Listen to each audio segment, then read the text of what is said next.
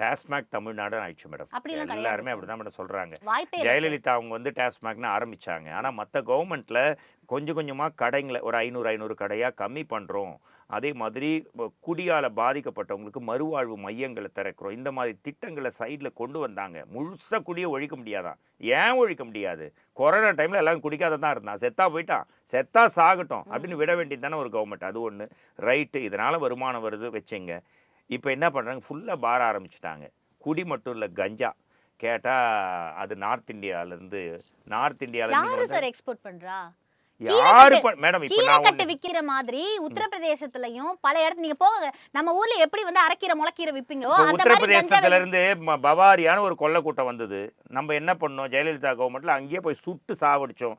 அதோட அந்த பிரச்சனை முடிஞ்சுது. அதோட 15 வருஷமா பவாரியா வரவே இல்லை. அங்க போவாதரா சார், அந்த துப்பாக்கில அதுக்கு நான் என்ன சொல்றாங்க. கேக்குறேன்னா, அந்த மாதிரி சுடாம இங்க உத்தரப்பிரதேசத்துக்கு வராங்க. இந்த காரணம் சொல்றதுக்கு ஒரு அரசு ஒரு தேவையா? விஷயம் நீங்க நல்லா இது ஒரு நீங்க வந்து சென்ட்ரல் ஒரு விஷயம் ஒரு பயோ வார்னு நம்ம இதுக்கு முன்னாடி நீங்க வந்து 7ஆம் அறிவு படம் கூட பாத்துக்கலாம். இட்ஸ் பயோ வாரும்பாங்க. அது போல ஒரு மாநிலத்தை அழித்து அந்த மக்களை சிந்திக்க விடாமல் ஆக்குறதுக்காக பலவிதமாக இதை பண்றது வந்து சென்ட்ரல் கவர்மெண்ட் தான். இதை பலவேறாக பிஜேபி சப்போர்ட் பண்ணுது. பின்னாடி இருந்து இவங்க இயக்குறாங்க. இயக்கி என்ன நினைக்கிறாங்கன்னா, இங்க இருக்கக்கூடிய இளைஞர்கள் இவங்களுடைய மனம் வந்து ஸ்டெபிலிட்டி இல்லாம இருக்கணும். இல்லையா மேடம்? இதுதான் வேலை. ஆமா சார்,